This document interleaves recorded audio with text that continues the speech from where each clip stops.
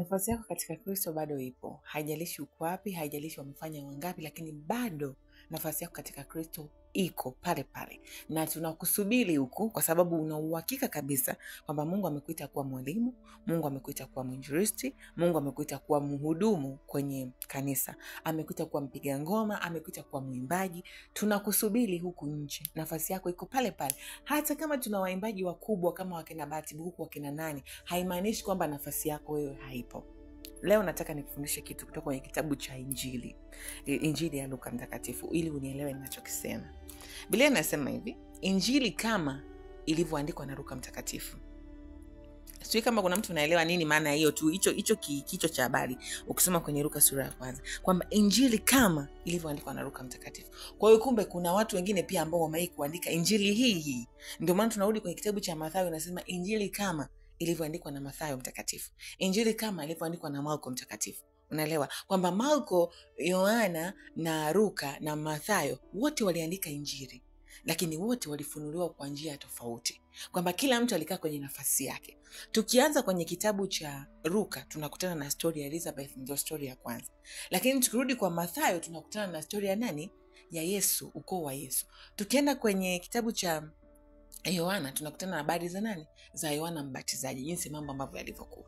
Kwa hiyo hii inamaanisha nini kama ilivyoandikwa Injili kama ilivyoandikwa na Luka Mtakatifu? Kwamba kuna watu ambao watakuwa wamepita wengi sana, wamehubiri pengine au wameimba au wamefanyaje, lakini na wewe nafasi yako ipo. Ndio maana Biblia inasema Injili kama ilivyoandikwa na Luka, kwamba kuna waandishi wengi lakini pia naye Luka aliandika. Ndio hiyo kwamba kuna walimu wengi lakini wewe pia unaweza kusema, unaweza kufundisha. Kwa sababu Biblia ni hii moja, lakini mafunuo yanaweza akawa tofauti. Hata kama yanafanana, kuna vitu ambavyo vinaongezeka na vingine vinapungua. Kwa hiyo usiogope kusema kwamba itakuwaje, mbona hiki ninachotaka kuhubiri labda Sister Tabitha amewahi kuhubiri, mimi nimewahi kuhubiri. Leo Mtakatifu atakufunulia kwako, utahubiri na wewe kwa namna ya tofauti. Tuanze mstari wa kwanza. Nasema kwa kuwa, Luka sura ya 1 mstari wa 1 nasema, kwa kuwa watu wengi wametia mikono kutunga taratibu habari za mambo yale yaliyotimizwa katikati yetu.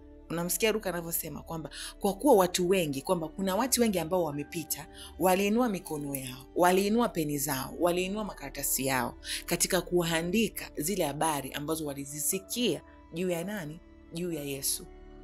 Juu ya nani? Juu ya kina Elizabeth, juu ya nani? Lakini yeye anasemaje mstari wa 2? Kama walivyotuhadisia wale waliokuwa mashahidi wenye kuyaona. Kwamba wengi walipita walituhadisia wale mashahidi. Inasema na watumishi wa lile neno tokea mwanzoni, walivyohadisia kwamba Yesu alifanya hivi, alifanya vile, alifanya hivi. Hawa wakina Luka walivyohadisiwa. Luka anasema sasa hapo, anasema nimeona vema na mimi. Luka anasema ameona vema na yeye, kwamba ndio amesikia, ndio ameona, lakini na yeye ameona vema kwamba kutokana na zile hadithi ambazo walihadisia, kutokana na yale mafunuo ambayo wazee wetu walifunuliwa, wametufundisha sisi, na mimi nimeona vema. Anasema hivi, nimeona vema mimi nami, kwa kuwa nimejitafutia usahihi wa mambo hayo tangu mwanzo. Kwamba mimi pia Luka nimeona vema kuanza kuandika kitabu hiki cha Luka Mtakatifu. Kwa nini? Kwa sababu nimetafuta usahihi wa haya mambo. Yaani kwamba nimemtafuta Mungu, nimuulize Mungu, je, haya mambo yanayosimuliwa na wazee wetu, yanayoelezewa na wazee wetu, je, ni sahihi? Je, ni ya kweli? Je, ni mambo ambayo yanafundishwa? Je, ni mambo ambayo kweli yalikuweko? Je, ni mambo kweli ambayo yalifanyika?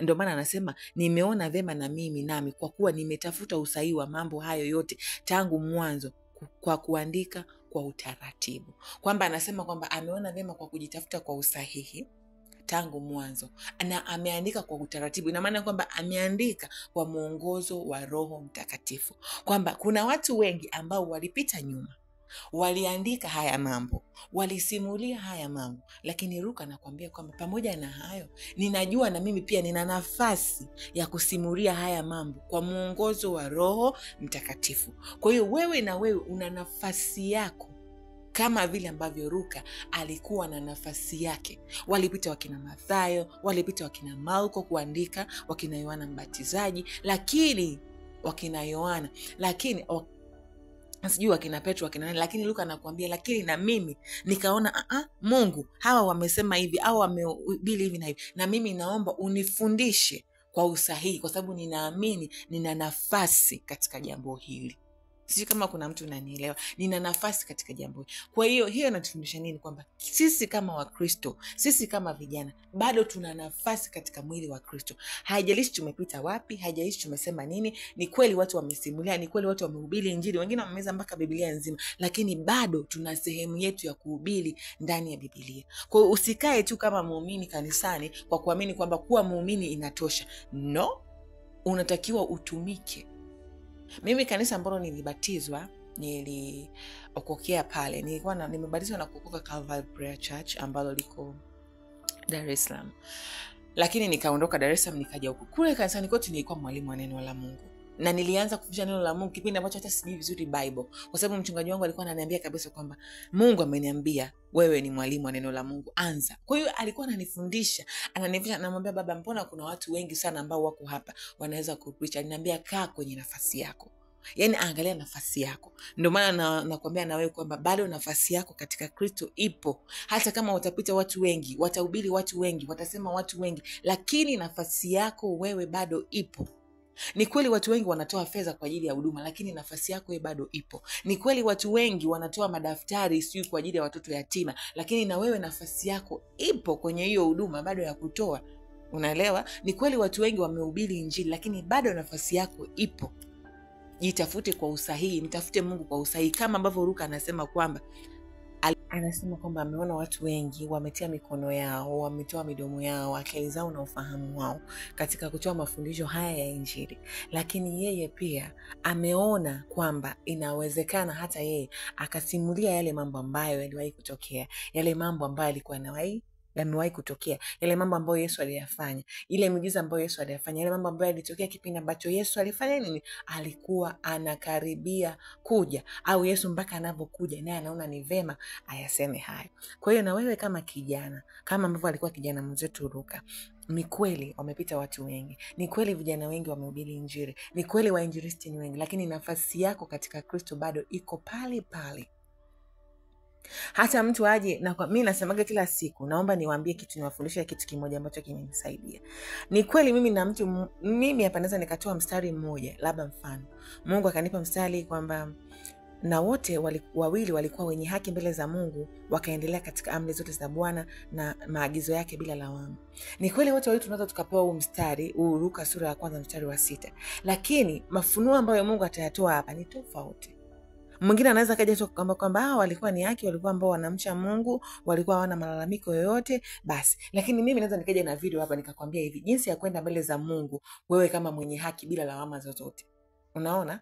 Kwa hiyo nitakwambia kwamba unatakiwa ufanye, narudi kwenye story ya Elizabeth yote nzima, kwamba hao walikuwa kuhani. Elizabeth na Zakaria alikuwa kuhani. Wazamu ya Abia. Nenda kasoma Mambo ya Nyakati, unaona? Imeandikwa hivi. Kwa hiyo Mungu anajifunua kwenye maisha ya kila mtu kwa namna tofauti. Usiseme tu kwamba mimi siwezi kufundisha au mimi siwezi kumwelekeza mtu. Hakuna mtu aliyezaliwa anajua. Hakuna mtu aliyezaliwa akiwa amekua. Kila mtu anaanzia kidogo kidogo, anafika mbali. Cha msingi ni kwamba usijikate tamaa.